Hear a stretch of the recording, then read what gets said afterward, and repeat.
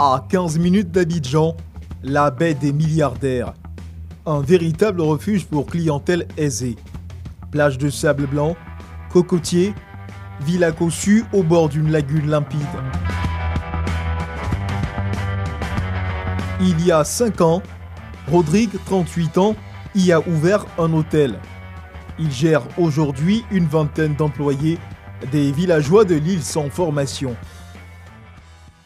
Antoine n'a pas mis la piscine en marche cet après-midi. À quelle heure? Je lui ai dit, il met en marche à 8 h, il arrête à midi, il remet en marche à 14 h pour 17 h. Il fallait remettre ça en marche.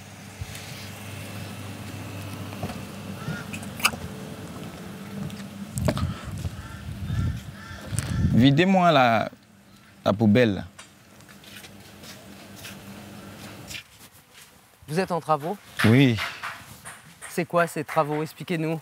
Je suis en train d'agrandir l'hôtel, ma capacité d'hébergement. Au début, on avait 9 chambres. Maintenant, on veut l'augmenter à 14 du fait de la hausse des besoins. En ce moment, on n'arrive même plus à couvrir ne serait-ce que la moitié de la demande. Donc, ce qui fait que les clients sont obligés souvent de réserver 1 ou 2 semaines à l'avance pour avoir les chambres. Ici, ça serait la suite. Ça serait la suite. À la demande de la clientèle, certaines viennent pour des nuits de noces, pour des séjours d'affaires. Qu'est-ce qu'elle aura de particulier? Sa particularité, c'est que le client qui viendra, qui aura sa chambre, n'aura pas besoin d'aller sur la terrasse pour demander du café, pour demander de quoi boire. Il aura d'abord la chambre, un salon à l'intérieur, un bureau, un frigo dans lequel on va mettre de l'eau, de la bière, du vin. Ouais. Cette suite, comptez la louer combien? Si elle est vraiment moins chère, ce sera 100 000. Moins cher. De l'autre côté, derrière le bâtiment, ouais, il y a la cuisine. C'est là où tout ce qui est dégustation, tout ce qui contribue à satisfaire l'estomac se fabrique. Chef charpentier, le plafonnage, je le termine quand? Demain? Demain, plus tard midi, c'est OK. Demain, plus tard midi. Donc, les maçons, quand le charpentier aura fini son plafonnage, c'est à vous de faire la chape et puis le carrelage. La semaine prochaine, on ne veut plus voir quelqu'un sur le chantier. Depuis 2 ans, pour agrandir son établissement, Rodrigue a investi 155 millions de francs CFA. Aménagement de la cuisine, chambre, piscine, ponton, un financement personnel sans aide de quiconque. C'est un monsieur qui est vraiment très réglo. ouais. Et il m'a dit, j'ai fini ton boulot en 1 semaine. Il a commencé le lundi. Et aujourd'hui, jeudi, il a terminé. Il y en a qui ne respectent pas les... Oui, ça, c'est monnaie courante. Le mec qui te dit, je vais faire 2 jours, ben, il te fait 2 semaines. Un exemple palpable. Les staffeurs, et ils sont là depuis 1 mois, ils ont fait juste qu'une chambre.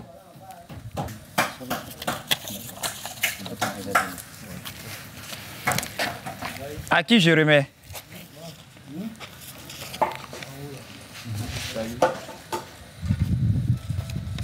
Voilà vos 2 chèques. Main-d'œuvre et la paille. Quand tu lui diras merci, on se verra sur un autre chantier. Rodrigue a toujours vécu sur cette île. Depuis l'âge de 15 ans, il a le sens du commerce. Il cumule ainsi petits boulots et études, économisant le moindre centime pour réaliser un rêve secret, ouvrir un maquis au bord de l'eau. Son BTS en poche, il annonce à son père, chef du village d'Abia Tranan situé sur l'île, ses ambitions. Quand il a commencé, moi, je n'ai pas voulu. Moi, je n'ai pas voulu. Je me rappelle même un soir qu'il a même dit si je persiste à m'obstiner à développer ce business que je vois à l'horizon, que je sache que à partir de cet instant-là, j'ai pris ma part d'héritage. Et que si j'avais éventuellement un problème, il fallait que je parte voir mon maquis. Donc bon, je ne l'en voulais pas. Vous qui étiez prêt à déshériter Rodrigue pour son rêve, aujourd'hui vous êtes fier de lui? Oui, mais c'est bien. Parce que Dieu fait beaucoup de miracles. Alors c'est par grâce de Dieu qu'aujourd'hui, Dieu a fait ce miracle. Un jour menuisier, un autre jour DJ ou plombier. De 4 h du matin à 22 h le soir, Rodrigue travaille avec acharnement pour économiser. Pour lui, pas de doute, l'île a du potentiel. Petit à petit, il investit donc dans des terrains et spécule sur leur prix. Voilà un de mes terrains que j'ai aussi acheté en 2010. Quelle est sa superficie? Un peu plus de 2000 m². Combien vous a coûté ce terrain? Oh, venez, je vais vous expliquer. Ce petit terrain, c'est deux lots de 1000 m², un peu plus de 1000 m². Je l'ai acheté à 3 millions chacun. Ça faisait autour de 6 millions. 6 millions 500.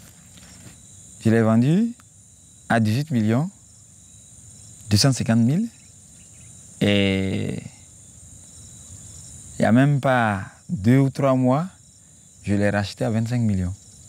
C'est la même personne que j'ai acheté. Pourquoi ce besoin de le racheter? Bon, puisque vous avez fait une bonne affaire en le vendant. L'argent n'a de valeur que par rapport à une situation. Vous pouvez avoir 100 millions en compte si vous êtes confronté à une situation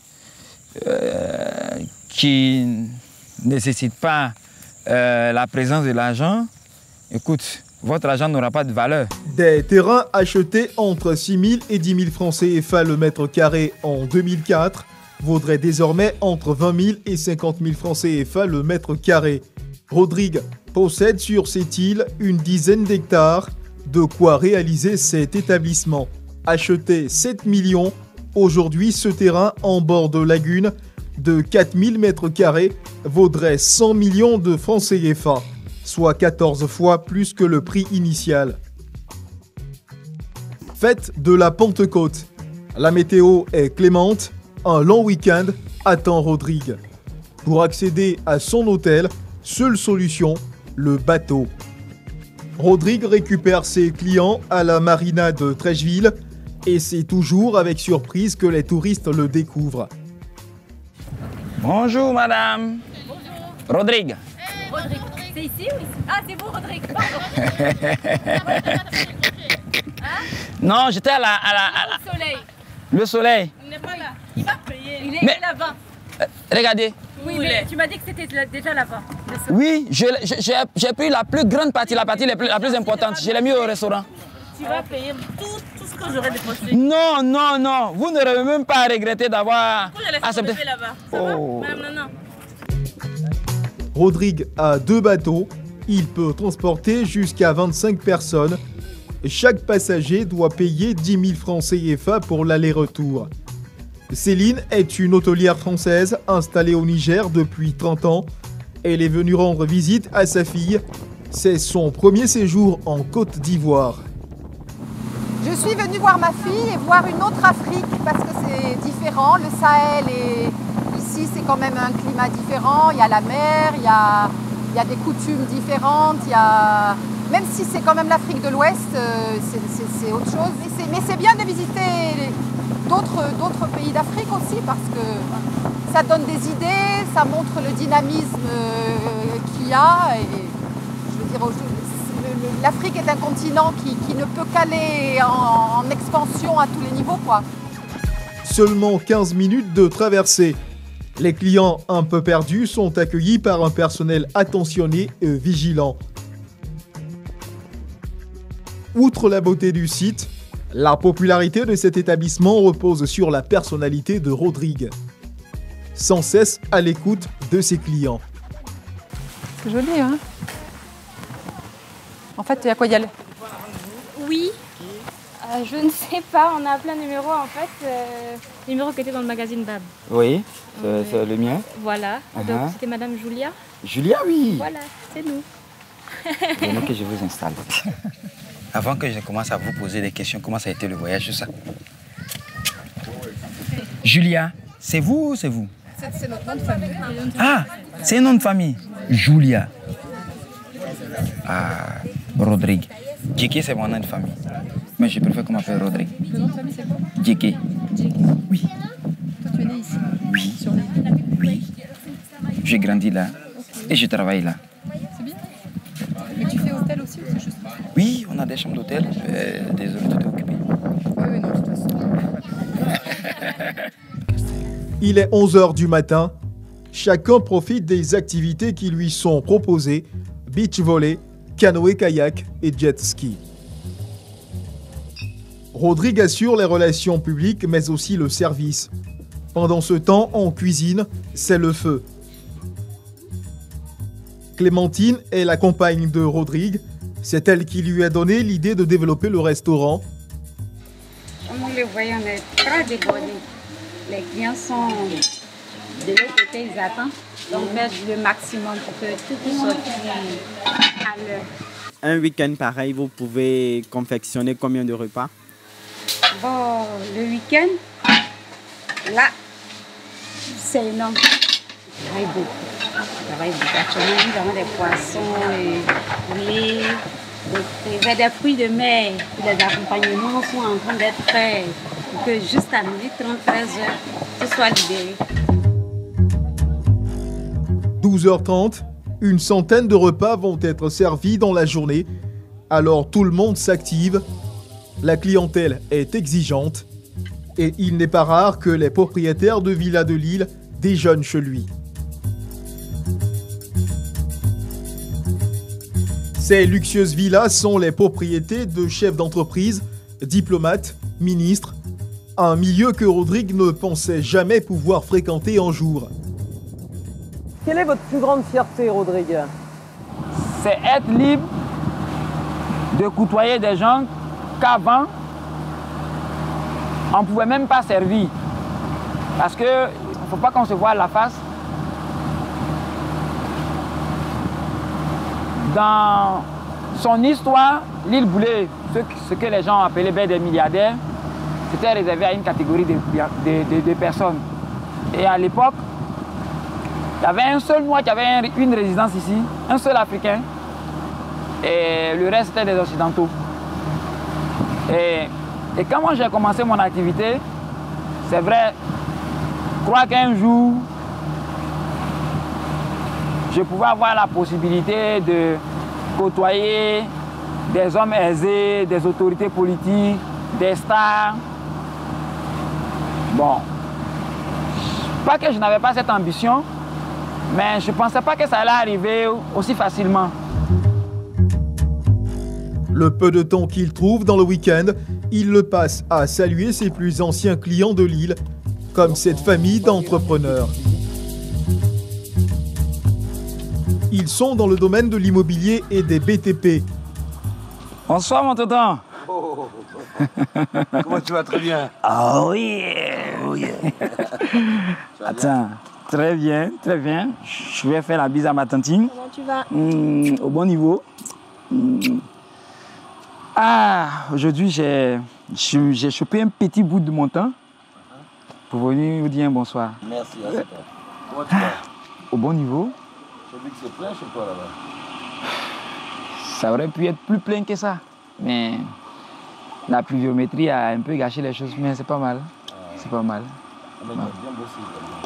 Merci, mais c'est grâce à vous, avec les conseils que vous donnez. Vous aviez participé à son ascension? Quand on est arrivé, on a pris un bateau, on a fait le bord lagunaire et on a vu un endroit qui avait une petite pancarte Rosa Beach. On s'est dit, ah tiens, on va s'arrêter boire une bière. Et puis on s'est arrêté, on était très bien reçus. Et 5 ans plus tard, en tout cas chapeau, il a progressé gentiment mais au bon niveau. Et puis voilà, le résultat il est là. Hein. Aujourd'hui il y a des langoustes magnifiques. Il y a des gambas, il y a un peu de tout, non? Entre Rodrigue, il y a 5 ans et aujourd'hui. Énorme changement. Ah, Énorme. Il a très très bien bossé en 5 ans. On a eu l'hôtel, on a eu la piscine, on a eu les 2 pontons en même temps, refaits. Et l'accueil ne change pas. Depuis le début jusqu'à maintenant, c'est toujours pareil. C'est le même homme? Il n'a pas pris la grosse tête. Rien du tout, pareil. Il n'a pas changé, il est resté pareil. Il attire clientèle très mélangée, c'est-à-dire des gens de l'île, des gens de l'extérieur. Est-ce que vous n'avez pas peur, vous qui êtes propriétaire sur l'île, qu'après il y ait trop de touristes? Rester tout seul n'est pas africain. C'est pas possible. Plus le monde viendra, plus ça sera bien. Rodrigue est désormais dans la cour des grands, loin de l'enfant du village. Son parcours force l'admiration des propriétaires de cabanons. Il est même régulièrement invité chez les uns, chez les autres, glanant des conseils de management auprès d'occidentaux. Comme Chantal, elle possède l'une des plus belles propriétés et ne tarit pas d'éloges sur Rodrigue. Rodrigue est un garçon très attachant. Et quand vous le connaissez, c'est un garçon avec qui vous pouvez discuter d'un tas de choses. Il est très ouvert, il est très, très disponible aussi. Donc, bon, il attire la sympathie de beaucoup de personnes. Et il a commencé à faire ses clientèles comme ça, par sa gentillesse, par son écoute, par sa disponibilité et par son professionnalisme, parce qu'il a su attirer les gens, il a su les fidéliser, etc. Et puis, il est surtout très intelligent, et puis il est surtout, encore une fois, très travailleur. Hein, et voilà. Mais je pense qu'il a une intelligence très percutante, et il comprend tout de suite où il doit aller, ou ce qu'il doit faire, etc., etc. Alors, qu'est-ce qui fait que chez Rodrigue, ça fonctionne? Sa personnalité, sa gentillesse, son écoute, mais il est très fatigué de tout ça, hein, parce qu'il se donne tellement à sa clientèle qu'on voit qu'il a des moments où il est très fatigué. Rodrigue ne doit rien à personne. Il a réussi tout seul. Viens mon loupi. Viens loupi. Sur cette île, Rodrigue était le seul hôtelier durant 4 ans, mais depuis quelques mois, voyant son business florissant, d'autres hôtels ont vu le jour, des particuliers transformant leur résidence secondaire en demeure hôtelière, ou encore des cousins du village le prenant pour exemple. Ce matin, à bord de son bateau, un investisseur spécialement venu des États-Unis, Mr. Tiamo. Il serait l'un des Américains qui a baptisé ce site encore vierge en 1985, la baie des milliardaires. Ils ont même investi dans 50 hectares de terrain avec pour rêve la création d'un site touristique. Le gouvernement fait un terrain, il commence ici, c'est 50 hectares. Et un projet touristique comme celui-là, c'est quoi? L'hôtel international 5 étoiles, d'abord. C'est un business center, comme un conference center. D'accord. C'est beaucoup de villas. C'est un investissement de combien? C'est presque 10 milliards de dollars, 5 années pour développer, presque 5 de 6 ans. Donc là, vous avez un concurrent direct dans votre bateau. J'ai toujours dit, les personnes qui mènent la même activité que moi, je ne les vois pas comme des concurrents. J'étais seul et je recevais autour de 20-30 clients le week-end. Aujourd'hui, nous sommes 5, mais ma capacité, mon portefeuille client s'est agrandi. Mon chiffre d'affaires aussi a augmenté. Donc, peut-être que c'est le concurrent qui, en griffe, qui permettra à la clientèle de découvrir mes talents. Et une entreprise, autant elle vit, autant elle fait des efforts pour améliorer sa qualité, la qualité de ses services. Et c'est la concurrence qui participe aussi à cela. Donc, ce n'est pas un mal en soi. Et d'ailleurs même, tous ceux qui mènent la même activité que moi ici, on s'entend super bien. Le projet de Mr. Tiamo est au stade des négociations. Il ne verra le jour que si l'État ivoirien donne son accord. C'est la fin du week-end de la Pentecôte. En 3 jours, Rodrigue a reçu plus de 200 clients, servi plus de 300 repas et réalisé un chiffre d'affaires de 6 millions de francs CFA.